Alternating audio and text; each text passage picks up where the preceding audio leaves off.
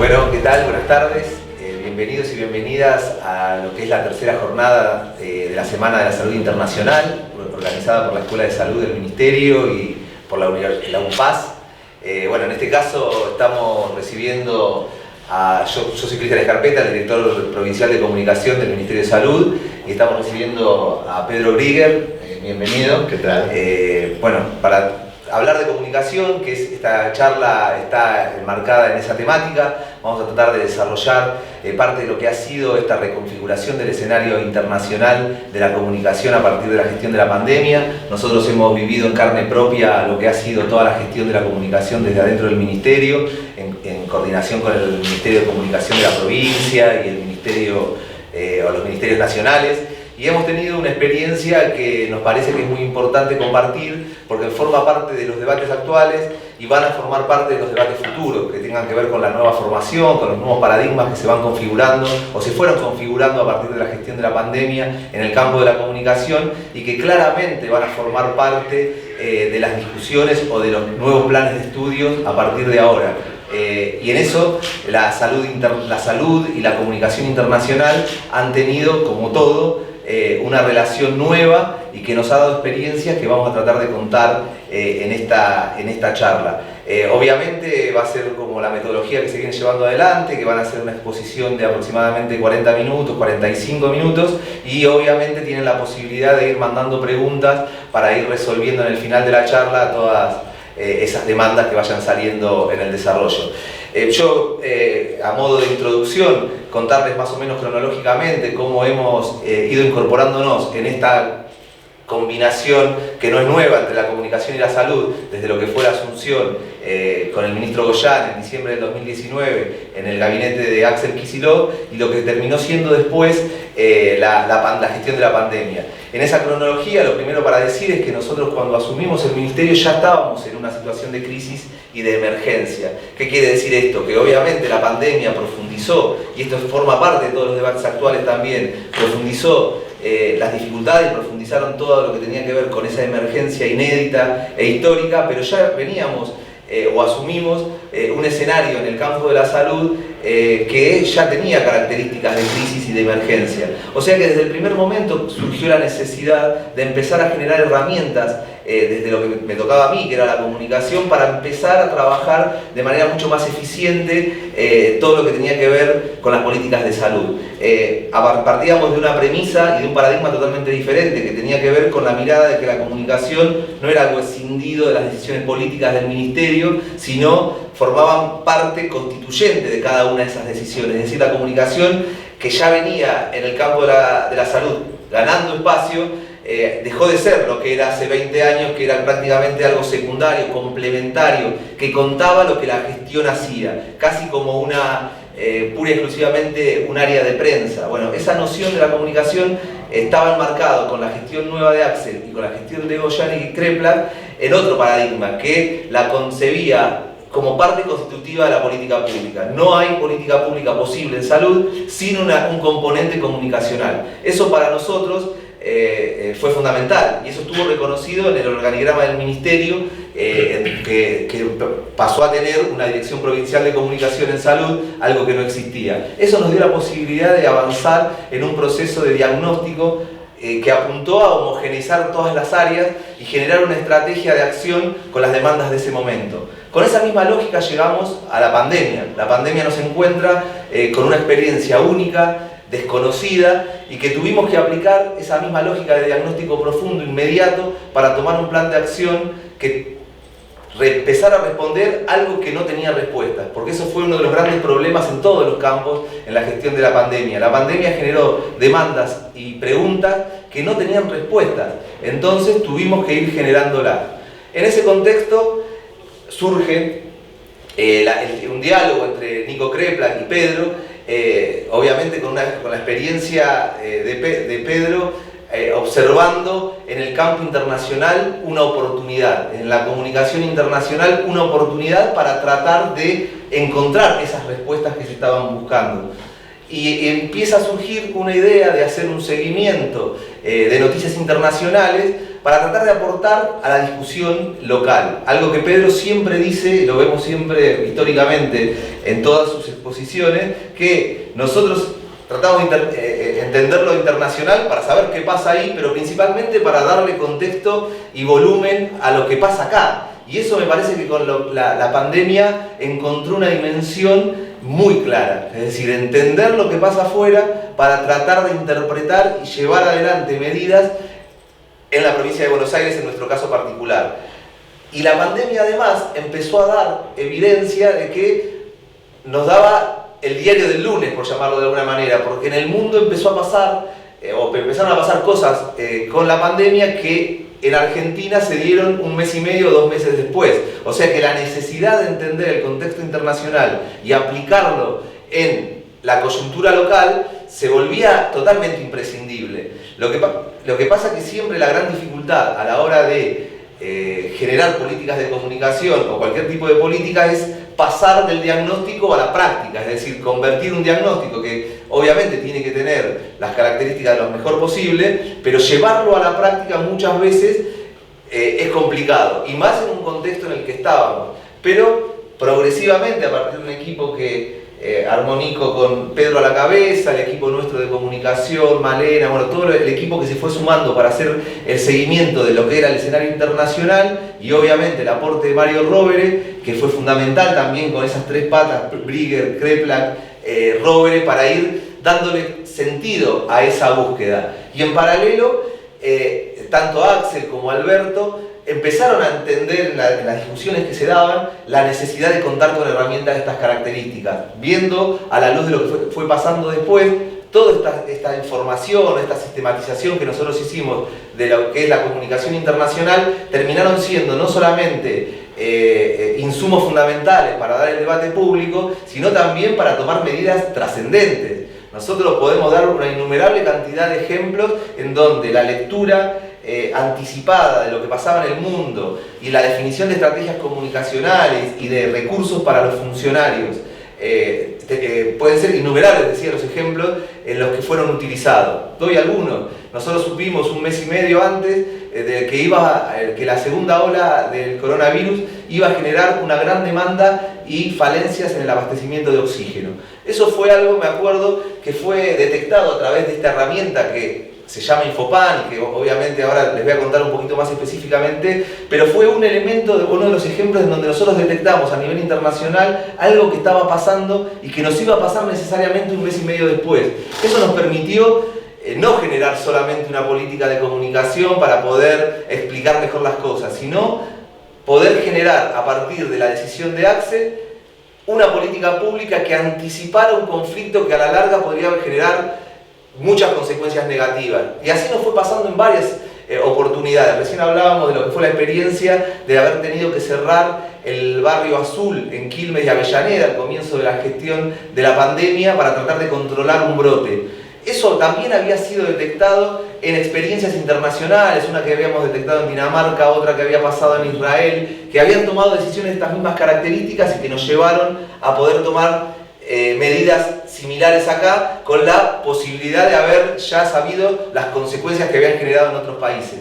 Estos ejemplos que te estoy dando tienen que ver con esta herramienta, que es la herramienta que desarrollamos del Ministerio de Salud, llamada Infopan, información sobre la pandemia, que tuvo que ver con la necesidad de abordar cada tema, el tema educativo, el tema de las medidas de aperturas y de cierre, el tema de los sistemas de salud, es decir, cómo se fueron abordando las problemáticas por la falta de insumos. Bueno, es muy largo el temario que podemos abordar, pero todo esto lo decía para llegar a una conclusión. La pandemia generó demandas inéditas, inesperadas, y nosotros desde el campo de la comunicación tuvimos la necesidad de salir a dar respuestas con este método de diagnóstico y plan de ejecución basado principalmente en miradas amplias, miradas que fuesen mucho más allá de lo que existía hasta este momento. E Infopan y la experiencia encabezada por Pedro forman parte de esto, de experiencias nuevas, inéditas, que han sido respuestas eficientes a la gestión de la pandemia y que nos tienen que servir de ejemplo para lo que va a venir. En esto que les decía al principio, la formación tiene que empezar a incorporar necesariamente todas estas experiencias para entender que el rol de la comunicación dejó de ser lo que era antes de la pandemia y que ahora los desafíos son mucho más grandes, las responsabilidades también, y que tenemos que estar a la altura de la historia para poder seguir dando respuestas. Nada más, Pedro, bienvenido, y bueno, adelante con esta cronología, llamarlo como quieras, de lo que ha pasado con nosotros en todo este tiempo. Bueno, gracias por la invitación. Efectivamente, lo felicito otra vez a ustedes por el gran trabajo que están haciendo con Infopan. Yo simplemente aporté un granito de arena de experiencia. Y estaba pensando mientras te escuchaba que en Estados Unidos ahora están planteando que la cantidad de muertes ocasionadas por esta pandemia ya está casi superando la cantidad de muertes que ocasionó la pandemia de 1918, la mal llamada gripe española. Y lo que esto significa, por supuesto, hoy hay mucha más gente que vive en Estados Unidos, menos herramientas, no había vacuna y no había tanta comunicación, que es justamente el elemento que nosotros estamos tratando de analizar. Y te escuchaba también y al fin y al cabo estamos tratando de compartir algunas preguntas, algunas experiencias. Vos decías, ver lo que pasó en otros países nos permitió aprender y prevenir, pero la prevención no vende. Porque claro, se pretende que un gobierno reaccione de manera adecuada. Ahora, ¿cómo en el caso que tomaste recién del tema del oxígeno, cómo detectaron ustedes que esto era importante, viendo lo que estaba pasando en otros países y viendo los problemas que estaban teniendo y diciendo, esto nos va a pasar también a nosotros? Cuando comenzó la pandemia estábamos muy lejos del verano y tuvimos la ventaja de poder ver cómo habían reaccionado en algunos países europeos cuando comenzó el verano en julio, o junio, julio, y nosotros estamos en pleno invierno. O sea, tuvimos una ventaja que nos permitió aprender de esto. Claro, ¿cómo transmitir esto? Y es muy difícil, porque cuando la gente va a la playa en verano y ve que hay medidas de prevención, no sabe que hubo mucha gente estudiando durante meses lo que estaba pasando en España, en Francia, en Grecia, en Turquía, para dar algunos ejemplos, y poder aplicarlo acá para que justamente la gente pudiera ir tranquila a la playa. Y esto a mí me lleva a una pregunta muy básica de la comunicación, que siempre nos preguntamos, ¿qué es noticia? ¿Cómo transmitimos algo? Y en cualquier escuela de comunicación, cualquier escuela de periodismo, siempre se dice que si un perro muerde a una persona no es noticia, si una persona muerde a un perro, sí es noticia. Ahora, eso es noticia para un show, noticia que vende, como vemos muchísimas veces en los medios de comunicación. Y yo hace años que doy charlas, conferencias, clases sobre temas de comunicación y siempre doy un ejemplo que es muy pertinente respecto del lugar donde estamos ahora. Siempre digo que vende más un choque o un acto de violencia en algún lugar que la inauguración de un hospital o de una escuela para gente con ciertas discapacidades. Y sabemos qué es lo que vende más. Y la mayoría de las personas que se enteran de esa noticia por televisión que inauguran un hospital, se va a aburrir. Entonces la noticia es corta, si es que se la da, porque por lo general ni siquiera se la menciona públicamente. Entonces, esto nos lleva a la pregunta, ¿cómo se construye una agenda mediática? ¿En base a qué? Y esto también es un problema, porque seguimos construyendo una agenda mediática en nuestro país, para hablar específicamente de lo que sucede aquí, en base a cosas que suceden en los grandes centros urbanos internacionales, que son los que tienen las grandes agencias de noticias, que difunden la información en todo el planeta. Nos enteramos lo que pasa en Nueva York, en París, en Madrid, en Roma, en Londres, y a veces ni nos enteramos lo que está pasando en Asunción, en Santiago de Chile, y seguramente mucha de la gente que nos está mirando dirá, tampoco nos enteramos lo que pasa en algunas zonas de la provincia de Buenos Aires, o no nos enteramos de lo que pasa en otras provincias. Esto claro que es un problema. Esto es un problema al momento de comunicar ligado a la gestión. Por eso la herramienta comunicacional de Infopan me pareció tan interesante cuando la desarrollaron desde la provincia de Buenos Aires. En primer lugar, para saber qué estaba pasando. La gran ventaja respecto a la pandemia de hace 100 años atrás es que la comunicación, la inmediatez de la comunicación, hoy nos permite seguir en vivo y en directo lo que está pasando en una clínica en Nueva York, en Nueva Delhi o en Mozambique, y mirar para aprender, justamente porque al fin y al cabo lo que tratamos de buscar no es solamente mirar como espectadores o espectadoras, sino que tratar de comprender. El problema es que todavía la dependencia de las grandes agencias de noticias internacionales también lleva a que la construcción de esa agenda mediática tenga los ejes en base a esa agenda marcada por las grandes agencias de noticias internacionales. Yo les podría dar innumerables ejemplos respecto de eso, además como muchas veces repercute en el propio país una información que rebota en el extranjero y vuelve. Miren, les voy a dar un ejemplo que no tiene que ver con lo sanitario, pero bien vale a cuento. Hace un par de años atrás, en Colombia se publicó un informe sobre la violencia en Colombia. Muy pocos medios de comunicación dieron la información, ninguno publicó el estudio, pero la agencia de noticias EFE española tomó el estudio y lo publicó en España. A raíz de la publicación en España, los medios de comunicación en Colombia retomaron la información que había sido difundida en España de lo que había pasado en Colombia. Pero tampoco difundieron el informe completo. Difundieron lo que con ojos españoles vieron de lo que estaba pasando en Colombia. Entonces se daba una situación, se podría decir, tragicómica, donde muchas veces nosotras observamos lo que pasa en nuestra realidad local, no digo municipal, pero nacional, en base a información que llega de otros países sobre lo que está sucediendo acá. Y esto también repercutió en la pandemia, porque muchas veces mirábamos algo que se había publicado en un diario británico, estadounidense, español, que alertaban de la situación en la Argentina, de algo que se estaba viviendo puntualmente, cuando en realidad no se consultaba ni siquiera con actores locales para saber lo que estaba pasando. Y esto podía encender alarmas desde el punto de vista político, porque está claro que la disputa comunicacional es una disputa política, y está claro también, y eso lo vimos en este año y medio de pandemia, desde lo comunicacional hemos aprendido muchísimo, que se han utilizado mediática y políticamente los diversos hechos, no solamente en la Argentina. Yo me dedico a estudiar lo que pasa, no digo en todo el mundo porque es imposible abarcar todo el mundo, pero por lo menos en algunas regiones trato de mirar lo que pasa. Infopan también lo hace, y descubrimos que muchas de las cosas que estaban pasando acá y los debates que se estaban dando en la Argentina se daban también en otras latitudes, con la misma virulencia, con la misma pasión y con las mismas divisiones.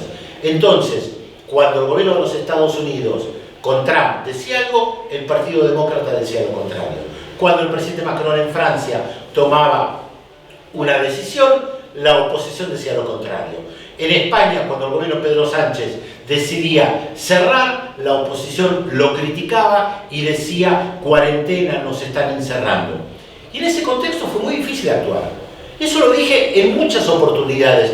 Todos los gobiernos tuvieron que aprender, porque no estaban preparados o preparadas para una pandemia con estas características, a pesar de que la gente experta en estos temas sabía lo que había sucedido en la pandemia de 1918. Pero claro, estamos hablando de un pequeño grupo de personas que se dedica a estudiar las epidemias, las pandemias, pero volvemos al tema de la prevención. La prevención no vende, y además, como en cualquier acto de prevención, esto cuesta mucho dinero y vienen las críticas de por qué se gasta en algo cuando hay otras necesidades. Claro, hasta el momento que esto estalla. Es como cuando se plantea, bueno, ¿para qué tener muchas facultades de medicina o por qué necesitamos tantas licenciaturas en enfermería? Bueno, porque cuando se las necesita es algo fundamental y se las necesita en la vida cotidiana, aunque mucha gente menosprecie determinadas carreras. Los paradigmas de la comunicación y la salud, si bien obviamente yo no soy una persona experto en temas sanitarios, se han modificado en los últimos tiempos. Sin lugar a dudas, hemos aprendido muchísimo, por lo general de manera superficial. En el periodismo se han tomado algunas palabras, algunas consignas, casi como para dar consejos. Este también es otro de los problemas respecto de la comunicación, donde decimos que los periodistas son todólogos, hablamos o hablan de absolutamente todo, siendo que saben por lo general de muy poco, toman de diferentes lugares. Y esto durante la pandemia se vio mucho, con las lecciones que se daban desde el periodismo cuando un gobierno local, provincial o nacional tomaba una resolución. Casi como que la sensación era, pero ¿por qué no le damos a los periodistas que dirijan el país si saben qué es lo que hay que hacer frente a cualquier situación? Y me imagino que gran parte del periodismo argentino no conoce la herramienta de Infopan, porque no la busca, porque no le interesa, y si la llega, dirá, esto está politizado, porque está organizado por un gobierno, sin analizar lo que hay ahí en el contenido, que es tratar de recoger las diferentes experiencias y pensar en una nueva herramienta comunicacional que sirva para aprender, en este caso, en lo sanitario. Chicha habló antes también de lo educativo, pero vayamos meramente a lo sanitario. ¿Qué pasaba con las vacunas? Estos debates que había, las vacunas no llegan, no compramos una determinada vacuna. Siguiendo lo internacional, se podía ver, y en Infopan, en los diferentes informes, eso quedó reflejado. La inmensa mayoría de los países tuvieron problemas con la compra de vacunas. Primero no sabían a quién comprarle. Frente a lo novedoso, apareció también lo interesante y novedoso de una vacuna, que no estaba en la pandemia del 1918. Entonces, ¿a quién se le compra? ¿Y en quién se confía? ¿Y dónde están los negocios detrás de los laboratorios? ¿Hay un interés en negocio o hay realmente un interés sanitario? Y cada país empezó a trabajar de manera particular. Como dijo el presidente de Guyana en la última cumbre de la CELAC hace unos días, fuimos víctimas del nacionalismo de la pandemia. Esto es, cada país salió a buscar por su cuenta, por falta de comunicación y de integración regional. Y acá hay un elemento muy importante para tomar en cuenta a nivel regional de América del Sur, para no hablar de todas las Américas. La UNASUR, la Unión de Naciones Suramericanas, existió durante varios años conteniendo a los 12 países de América del Sur, e incluso había un Consejo de Salud que había tratado de esbozar lentamente políticas conjuntas de los 12 países. Y volvemos al tema de la prevención. Seguramente mucha de la gente que criticaba la mera existencia de UNASUR, que después fue destruida cuando varios gobiernos de derecha se sintieron fuertes y dijeron no necesitamos mecanismos de integración regional, y vaya si los necesitábamos frente a lo que apareció inesperadamente, que es la pandemia. Porque cada país comenzó a negociar por separado. En América del Sur, a diferencia de la Unión Europea, donde se trató de negociar de manera conjunta y en cierta medida se lo logró, en América del Sur cada gobierno negoció por separado. Entonces algunos gobiernos consiguieron vacunas de China, otros de Rusia, otros del Reino Unido, otros de Estados Unidos, y seguramente, sin que yo conozca los detalles, seguramente en la mayoría de los casos se pagó mucho más de lo que se podía haber pagado si se hubiera negociado de manera conjunta. Y si se hubieran intercambiado las experiencias también, como para ver qué es lo que estaba pasando en los diferentes países y plantear, miren, estamos viendo este problema, hemos detectado con la lectura de los medios de comunicación de la India, algo que Infopan ha relevado, o del Estado de Israel o de Egipto, estamos viendo estos problemas, socialicemos el conocimiento.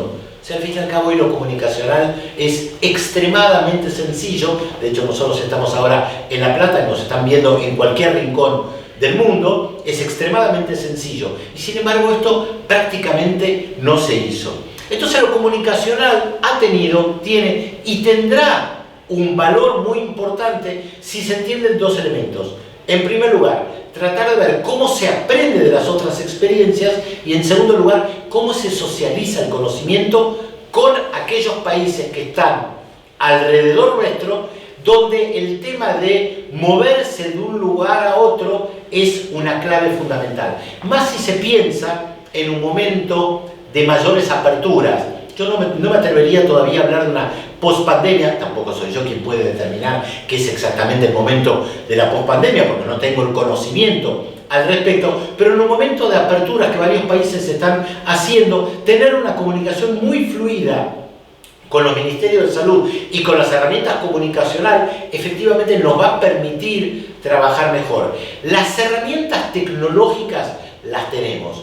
Lo que se necesita es voluntad política. Acá lo que hubo fue voluntad política por parte del gobierno de la provincia de Buenos Aires de desarrollar una herramienta comunicacional, en primer lugar, para aprender, ver qué pasa en el mundo, aprendamos, difundamos, socialicemos, discutamos. Y al fin y al cabo creo que es un poco lo que estamos haciendo. Por supuesto que es una breve introducción a una parte comunicacional, podríamos hablar muchísimo más, pero entiendo que hay gente que nos va a mandar preguntas, comentarios, como para poder interactuar también con la gente que nos está mirando, entiendo que nos puede mandar preguntas o nos puede consultar. Es una buena oportunidad. Si quieren mandar preguntas... Arranco yo, si quieren alguna pregunta, así empezamos.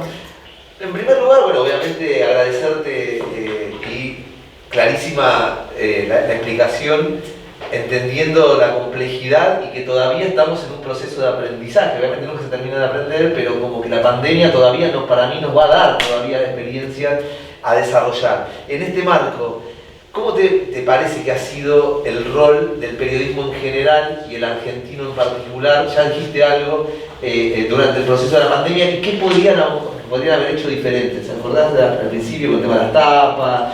Y si has visto a nivel internacional algún comportamiento que ha sido diferente al que tuvimos acá. Mira, hay un mal del periodismo que es creer que se sabe todo. Y se le da consejo a la clase política o a quienes gobiernan, quienes tienen la tarea de gobernar, como si supieran más. Y permanentemente dan consejos de lo que hay que hacer o de lo que habría que hacer. Esto durante la pandemia fue realmente muy claro. Yo escuchaba o veía o leía a colegas que seguramente aprendieron el significado de lo que es una pandemia en ese momento, o sea, apenas apareció la pandemia, y que inmediatamente decían lo que había que hacer. Tal vez tomaban alguna experiencia de lo que aparecía en los grandes medios de comunicación de Estados Unidos o de Europa, como para pensar cómo hay que responder. Incluso por sobre la gente experta en el tema. Este es un mal del periodismo que no es solamente argentino. Yo lo veía y lo vi esto en prácticamente todo el mundo, y por eso la cuestión política fue tan importante. La objetividad en las ciencias sociales no existe. La objetividad en el periodismo tampoco. Siempre se parte de una determinada subjetividad personal, ideológica, política. Lo que existe sí es honestidad. Honestidad y tratar de informar todo lo que está pasando, siempre diciendo dónde se está parado o parada al momento de informar. El problema que tenemos en la Argentina, y tuvimos también, o tenemos en prácticamente todo el mundo, son estas escuelas de periodismo que llevan a que los periodistas se crean todólogos, que pueden hablar de cualquier cosa e interpelar a quienes tienen una función que han estudiado, que son médicos y médicas, planteándoles desde un saber que no tienen. Entonces, esto distorsiona la información, porque al fin y al cabo de eso estamos hablando, de cómo se informa. Entonces, yo no tengo la capacidad como para discutir si un médico o una médica me dicen que hay que llevar adelante un cierre total por una cuestión epidemiológica o de cuánto tiempo hay que cerrar. Yo no estoy capacitado para plantear eso. Ahora, si desde una cuestión política, como lo vimos en los diferentes países, a los gobiernos que cerraban los criticaban por cerrar, y a los gobiernos que no cerraban los criticaban por no cerrar. Entonces, se daba políticamente el debate, no había un debate comunicacional aparte para tratar de contribuir para que la gente se cuidara. Lo que había era una cuestión política de por medio. Esto no presenta un problema, yo tampoco sé cómo se resuelve, pero el problema está planteado. Y creo que lo vemos hoy también. Lo vimos a lo largo del año y medio de la pandemia con todas las medidas que se estuvieran tomando. Porque muchas veces se apela al famoso sentido común. Pero el sentido común es una construcción. Los sentidos comunes son muy diferentes. Yo puedo tener el sentido común que me dice que hay que comer sentado en la mesa, pero en otros países, en otras culturas, en otras civilizaciones, el sentido común dice que se come en el piso y no en una mesa. Entonces, ¿cómo se construye el sentido común? ¿El sentido común te dice que tenés que cerrar? No, está frente a una situación extrema, porque esto también hay algo que hay que señalar. Gran parte de los comunicadores que criticaron a este gobierno o a otro gobierno lo plantearon criticando las medidas que se tomaban, no solamente sin tener un gran conocimiento de las medidas que había que tomar, sino desde un lugar político. Volvemos a lo mismo. La crítica era esencialmente política sobre lo que había que hacer o dejar de hacer según las circunstancias. Creo que esto lo hemos aprendido mucho, no solamente con la tapa de los diarios que marcan agenda, con los canales de noticias, con los temores a la población, con los temores por falta de vacunas, por exceso de vacunas. Un ejemplo bien concreto, ahora de la vida cotidiana. Comunicadores que plantean permanentemente la disparidad que hay entre las vacunas que llegaron y las que se aplicaron. Y permanentemente se preguntan dónde están, sin tener un gran conocimiento de cómo es el proceso de llegada y distribución de las vacunas que la gente experta ha explicado en más de una oportunidad. Pero esto no se da solamente acá. Yo miro hoy concretamente los datos en los Estados Unidos y hay una diferencia entre vacunas distribuidas y aplicadas de cerca de 80 millones. ¿Que se perdieron esas 80 millones? ¿Alguien se robó ese 80 millones de vacunas? No, hay todo un proceso de distribución y aplicación que está en curso. Y hay una disparidad, efectivamente, lo pueden ir, lo pueden buscar en cualquiera de los índices en Estados Unidos y van a ver que hay cerca de 80 millones de vacunas que están circulando. Si se tiene una postura contraria al gobierno de los Estados Unidos, se dirán, están en el limbo, es un problema del gobierno, no sabemos dónde están. Entonces, ahí volvemos al problema que yo señalaba antes, que lamentablemente en el periodismo general, no solamente en la Argentina, se parte más de las respuestas que de las preguntas. Como que hubiera una necesidad de decir inmediatamente lo que hay que hacer para después decir, ves, yo te dije, no hicieron lo que yo decía.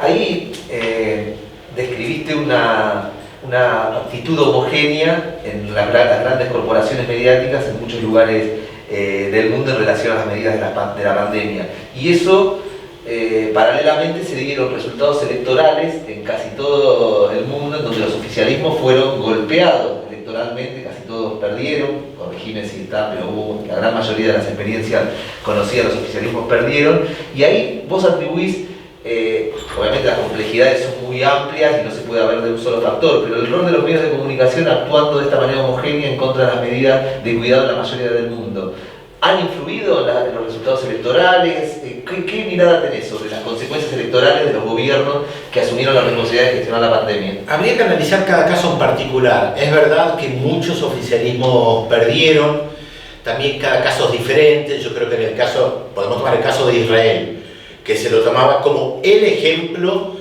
de respuesta ante la crisis de la pandemia. Aunque el gobierno de Benjamín Netanyahu fue muy criticado, ahí tenemos un buen ejemplo, criticado por los sectores opositores de cómo él manejaba la pandemia. Mientras el gobierno de Israel era muy elogiado en el mundo, a nivel interno era muy castigado. Pierde las elecciones. Probablemente la perdió por una situación interna que tiene que ver con las particularidades del ex primer ministro Netanyahu, más que por el manejo de la pandemia, pero seguramente influyó. Podemos tomar muchísimos casos, incluso un referéndum revocatorio en contra del gobernador de California la semana pasada, por múltiples motivos, pero uno de ellos que golpeó mucho fue que el propio gobernador había dicho que había que quedarse encerrado en las casas y le sacaron fotos comiendo en un restaurante. Hubo muchos casos de funcionarios en todo el mundo que violaron las medidas que planteaban que había que cumplir, y esto creo que golpeó mucho. no solamente en la Argentina, lo vimos en el Reino Unido, lo vimos en Australia, lo vimos en Nueva Zelanda, lo vimos en Estados Unidos, en prácticamente todos los países hubo muchos ministros de salud que se vieron obligados a renunciar, presidentes que se aplicaron la vacuna cuando no correspondía. Y creo que uno de los grandes problemas es que no solamente que nadie estaba preparado o preparada frente a la pandemia en sí misma, sino que me parece que no se terminó de explicar lo extraordinario que es una pandemia. Creo que no hemos tomado conciencia de lo extraordinario que es una pandemia a nivel global. Las críticas a los gobiernos de cómo manejaron la pandemia, no solamente en la Argentina, por eso di otros ejemplos que yo veía en España, en Francia, eran de periodistas principalmente o políticos que hablaban como si no hubiera pandemia. Las críticas a los gobiernos eran como si no hubiera pandemia. Respecto de la economía, respecto de muchas cosas que no habían hecho. Y creo que no hemos tomado conciencia de lo extraordinario que es una pandemia, que no se da todos los días. Por eso marcaba el hecho de que en Estados Unidos ahora están discutiendo que han llegado a la misma cantidad de muertes en números absolutos, similar a la pandemia del 18. Esa pandemia que duró unos cuantos años, que dejó millones de personas que fallecieron en todo el mundo, que hasta el día de hoy hay debate entre la gente experta, por lo que estuve leyendo, que no se sabe exactamente cómo nació, hasta el día de hoy hay debate, y de hecho tampoco parece quedar muy claro de cómo nació el COVID-19, aunque la mayoría de las hipótesis plantean el tema de la alimentación en un mercado de China. Hay gente que cuestiona esto, la verdad yo no puedo opinar, pero me da la sensación que hay una gran dificultad comunicacional en explicarle a la gente lo que es una pandemia. Por eso rápidamente, desde todos los gobiernos, se habló de la nueva normalidad. Inmediatamente, post-pandemia, nueva normalidad. Ya vamos a llegar a una nueva normalidad. Un momento, ¿cómo salimos de una pandemia? Esto va a dejar secuelas. Y yo creo que una de las cosas que me parece que hay que estudiar, tomando en cuenta lo poco que yo he estudiado respecto de la pandemia del 18 y algunas otras experiencias epidemiológicas en la Argentina, primero deja secuelas profundas en las personas. Acá hay más de 110.000, 120.000 muertes. Esto tiene que dejar una secuela. Es como una bomba que mata a miles de personas. Es mucho más que guerras. O sea, las secuelas, tiene que haber secuelas de esto. Sociales, psicológicas, económicas, no sé exactamente cuáles, pero me parece que hay que estudiar qué secuelas va a dejar, porque la sociedad argentina dentro de 5 o 10 años va a mirar retrospectivamente y va a decir, pero esto tiene mucho que ver con lo que pasó hace 10 o 15 años cuando tuvimos aquella pandemia. Ya hay que pensar en esto de la misma manera que he aprendido que las diferentes epidemias en la Argentina cambiaron pautas sanitarias respecto de las aguas, las cloacas, los espacios verdes, la ciudad de La Plata y los espacios verdes. Bueno, me da la sensación que no se está discutiendo esto. ¿Cómo va a ser la ciudad? ¿La ciudad no se va a modificar? ¿Vamos a seguir teniendo las mismas ciudades que antes de la pandemia? ¿O el hecho de usar barbijo, el distanciamiento social, los lugares más abiertos? ¿Vamos a tomar medidas respecto de esto? Yo me imagino que hay gente que lo está pensando y que tal vez está en otro ámbito, que no es exactamente el sanitario, tal vez arquitectónico, que lo está pensando. Pero me parece que esto no ha terminado y que esto va a llevar mucho tiempo procesarlo y que hay que prepararse para eso. Tomando en cuenta lo que pasó con la pandemia del 18, de 1918, y lo que pasó con epidemias anteriores en la Argentina, que en este ámbito de la salud, estoy seguro que ustedes tienen muchísima gente extremadamente capacitada que ha estudiado esto y que me imagino que estará pensando, bueno, ¿cómo sigue esto? El problema de la política, Chicha, es que siempre se tiene que dar respuestas rápidas. Porque si vos estás planificando a 15, 20, 30 años, probablemente no sea tu gestión. Y es un problema de casi todas las gestiones en todo el mundo. Se gestiona el ahora, porque en 30 años muy poca gente se va a acordar quién cambió la arquitectura de la ciudad, para tomar un ejemplo cualquiera. Bueno, incorporo algunas de las preguntas de los participantes y las participantes del evento, tenemos muchas. Laura dice, desde tu conocimiento internacional, de cara al objetivo de siempre de la búsqueda de la soberanía sanitaria, ¿la pandemia generó avances o retrocesos en los países desde tu punto de vista? ¿Estamos más cerca o más lejos de la soberanía sanitaria después de la pandemia? La verdad no lo sé.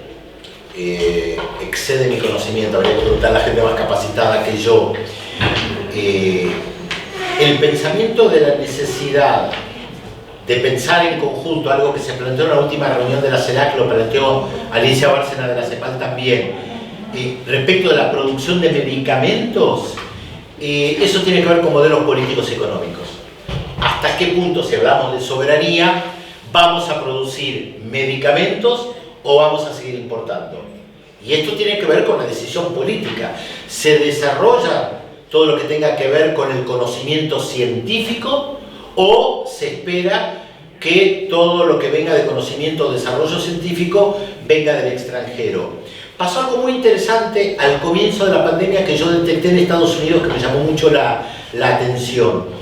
Hubo un problema con el tema de los barbijos, porque muchas empresas estadounidenses estaban fabricando barbijos en China y los traían de ahí. ¿Por qué? Porque había mano de obra más barata. En un momento el gobierno chino decide cerrar la difusión, o sea, decide no darle más barbijos a otros países y se encontraron con un problema. Eso te marca una dependencia. Y la segunda cuestión que me llamó más todavía la atención, que en algunos hospitales estadounidenses se habían tenido problemas con herramientas tecnológicas que ya no tenían desarrolladas Estados Unidos y que solamente se podía conseguir en China.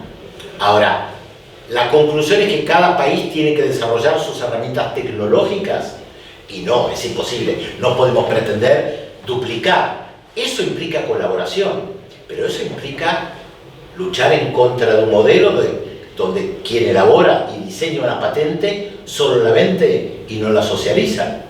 En Naciones Unidas, el presidente de Bolivia, ante la Asamblea General de Naciones Unidas, otra vez planteó: basta de patentes, eliminemos las patentes, socialicemos el tema de la elaboración de las vacunas. Por eso digo que las respuestas siempre son políticas. Las decisiones sanitarias y de salud pública son decisiones políticas. La decisión de construir más hospitales es una decisión política. La decisión de abrir escuelas de enfermería es una decisión política. La decisión de desarrollar vacunas y de compartir el conocimiento en esto que se llama el pensamiento sur-sur es una decisión política. Claramente, las respuestas a preguntas tan complejas no se pueden dar, como vos decías, en este momento. Lo que sí es una oportunidad. Quizás la salud aparece hoy en las agendas instalada en un nivel de prioridad que en otros contextos no ha sido, o por lo menos en las demandas prioritarias que están más vinculadas a la economía. Eso sería lo positivo que vos preguntabas respecto a lo positivo y lo negativo. Es verdad, hoy los temas sanitarios, o por lo menos ahora, está en agenda. Es más fácil, hay un contexto más propicio para hablar sobre producción pública de medicamentos, sobre desarrollo tecnológico.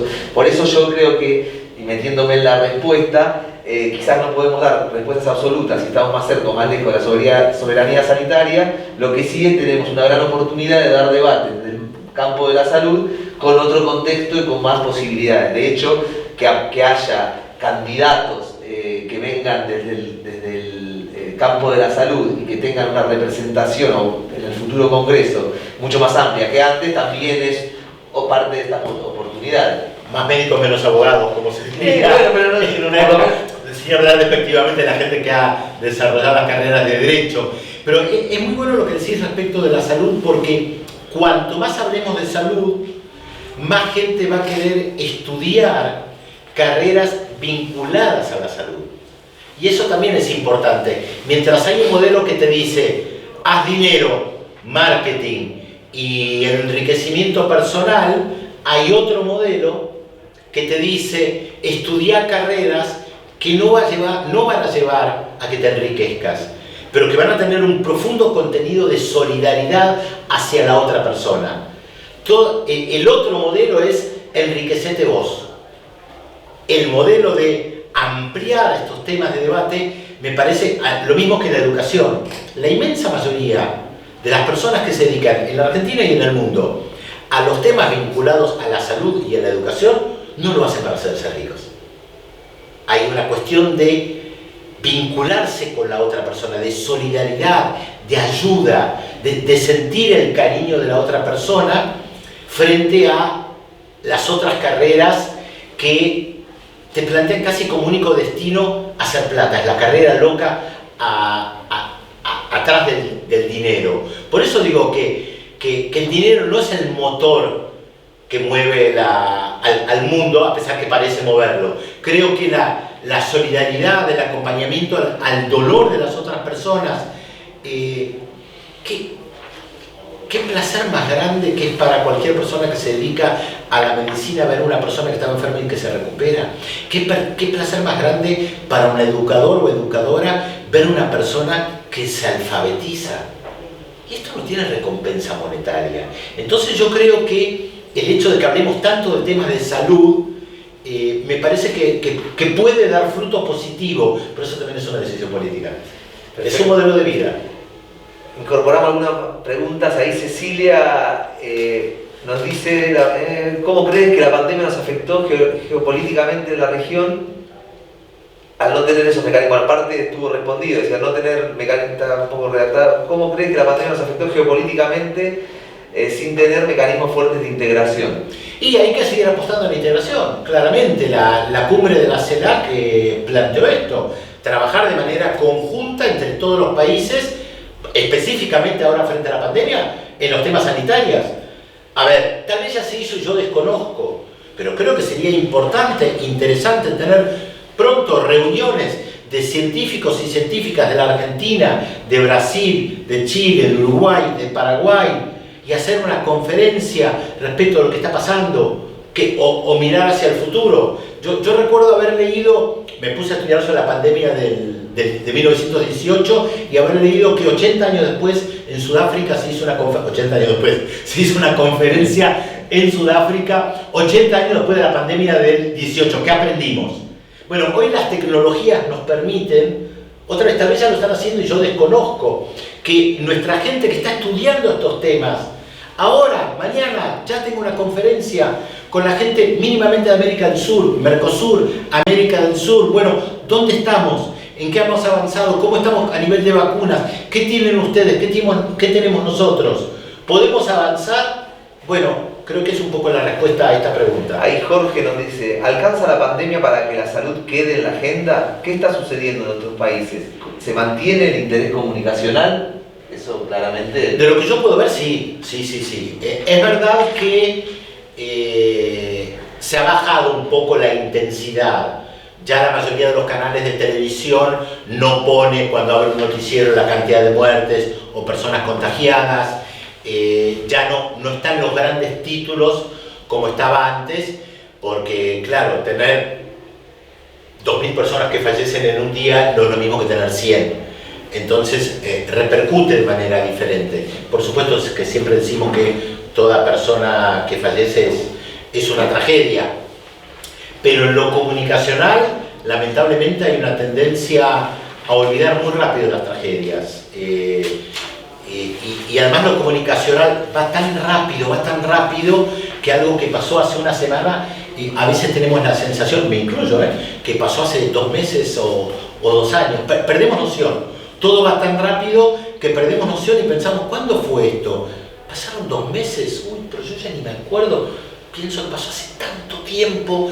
Y esto es un problema de estas cadenas de televisión de las 24 horas que necesitan llenar el espacio y todo el tiempo van y te perdés, y eso lleva a que mucha gente hoy no mire esos canales y tenga la posibilidad hoy tecnológica de a través del teléfono o algún mecanismo tecnológico para decir, en realidad yo voy a ver solamente lo que hubo hoy a las 5 de la tarde, que me lo perdí porque estaba trabajando, y lo miro ahora. No lo miro en vivo, pero hoy tengo la posibilidad en mi teléfono de ver lo que hubo. Esta conversación que ahora estamos saliendo en vivo, mucha gente que no la puede ver en vivo, la puede ver hoy a la noche, dentro de una semana o dentro de un año.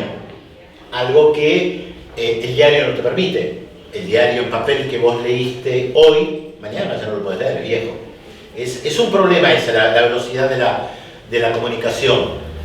Pero sí, creo que en prácticamente todo el mundo...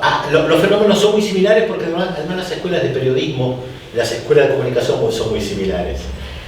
Vamos, ya estamos terminando, voy a unificar algunas preguntas que tienen que ver más o menos con lo mismo y que es una pregunta muy difícil también de responder, que es que la pandemia dejó en evidencia campañas de desinformación que generaron mucho daño, muertes. ¿Qué hacer? La pregunta es ¿qué hacer con el periodismo? ¿Cómo se puede, ante el gran debate de la libertad de expresión, cómo se puede juzgar, llamarlo de alguna manera, algunos hablan de juzgar, entre comillas, esas acciones, o cómo se puede corregir ante corporaciones mediáticas que actúan de la manera que han actuado y que ha quedado tan en evidencia durante la pandemia? No tengo la respuesta, porque además estas corporaciones mediáticas que nombrás tienen un poder económico muy fuerte. Entonces no es sencillo salir con la herramienta comunicacional a competir a veces, aunque hoy las nuevas tecnologías lo permiten. Hoy cualquiera puede entrar a la página del Ministerio de Salud de la provincia y encontrar la información de Infopan. Ahora, para eso se tienen que enterar también. Y eso implicaría una gigantesca campaña publicitaria que no es fácil de sostener, porque eso implica recursos económicos y el boca a boca no siempre alcanza. ¿Cómo? La pregunta es además muy básica, que excede este encuentro, es qué es el periodismo, cómo formamos, cuáles son los criterios de rigurosidad, de verdad, de mentira. Muy difícil responder a eso. Yo creo que hay que educar hacia la honestidad intelectual. Es muy fácil decirlo, ¿eh? En el periodismo, en todo el mundo van a afirmar eso. La honestidad intelectual, la objetividad, los grandes valores, las críticas. Y después vemos que por motivaciones políticas no se siguen esos criterios. Acá Mario, que seguramente va a andar por acá, ha llegado Mario Robert, nos dice: promovamos una nueva reunión en el Grupo de Puebla sobre estos temas, Pedro, porque obviamente... En el Grupo de Puebla efectivamente hubo una reunión de alguna de la gente que trabaja temas de salud. Lo que pasa es que el Grupo de Puebla es un grupo conformado a título personal, no gobiernos. Por eso pensaba que lo que tal vez se podría impulsar, si es que no se hizo, tal vez, reitero, tal vez ya se hizo y yo desconozco, es una reunión de las personas que están en el ámbito científico, que están trabajando específicamente sobre vacunas, específicamente sobre otros temas, a nivel de gobiernos. Me imagino que todos los gobiernos van a estar de acuerdo. Bueno, estamos ya cerrando los últimos 5 minutos. Antes de hacerte la última pregunta, quiero aprovechar para agradecerte públicamente, la verdad, en nombre de los compañeros y compañeras acá en el Ministerio. Muchas veces las cosas no se llegan a poder decir. Nosotros nos encontramos por primera vez después de haber trabajado, nos conocimos ahora personalmente, después de haber trabajado 1 año y medio, y la verdad que el aporte, la generosidad, la humildad para poder dar respuesta en momentos que no teníamos respuesta fue fundamental. Capaz que eso no se puede cuantificar, pero nosotros sabemos todo lo que pasó y lo importante que fue. O sea que para nosotros es una gran oportunidad también de poder agradecerte, y porque sos un maestro y porque has sido fundamental. No sé si nos queda alguna pregunta más que podamos meter. Si no, bueno, pues algunas que tienen que ver con lo mismo. A ver, meto una última. Los periodistas independientes. ¿Cuál podría ser una estrategia para desarticular los grandes monopolios en el manejo de los medios? Que tenían que ver lo que veníamos hablando recién sobre la... Es una batalla perdida, hace falta una nueva ley de medios. Sí, una nueva ley de medios, está claro que los medios de comunicación tienen que tener algún tipo de regulación. Lo que pasa es que los dueños de los medios de comunicación no quieren regulaciones que los afecten y quieren poder manejar absolutamente todo sin nada que los afecte. Eso está claro. Pero bueno, creo que excede nuestro ámbito, pero me parece que los temas de comunicación se vienen discutiendo hace muchos años. Creo que lo novedoso ahora de la pandemia, volvemos a lo positivo, es que estamos vinculando más que antes comunicación y salud y comunicación. Y eso es bueno, lo que vos decías antes, que se hable mucho más de salud, aunque la gente no entienda demasiado el AR negativo o vacunas Sputnik, AstraZeneca, y aunque mucha la gente, la mayoría, no entendamos exactamente lo que estamos hablando de eso. Estamos hablando de lo importante que son las vacunaciones. Eso también es importante. Lo importante que son las vacunaciones. Por suerte en la Argentina no hay un movimiento antivacunas, como se lo llama, o antiderechos tan grande como en otros países. Pero es una batalla que hay que continuar dando y, bueno, para mejorar la salud, obviamente. Bueno, Pedro, una vez más agradecerte. Continúa la Semana de la Salud Internacional, 15:30 la próxima charla. Sin más, vamos a seguir compartiendo el tema de Infopan, de hacer llegar, agradecerles a todos y a todas los presentes. El tema de la comunicación, la salud y la comunicación internacional ya forma parte de los debates de los ámbitos académicos. Seguramente va a haber mucho más espacio para la formación en este sentido. Acá nosotros tenemos la Facultad de Periodismo de La Plata, que ya seguramente en el ámbito del posgrado y en el grado van a incorporar estas temáticas. Nos parece clave también fomentar en el marco de estas posibilidades, la posibilidad de que la formación aborde con mucha más profundidad estos temas. Nada más, muchas gracias Pedro de nuevo y hasta la próxima.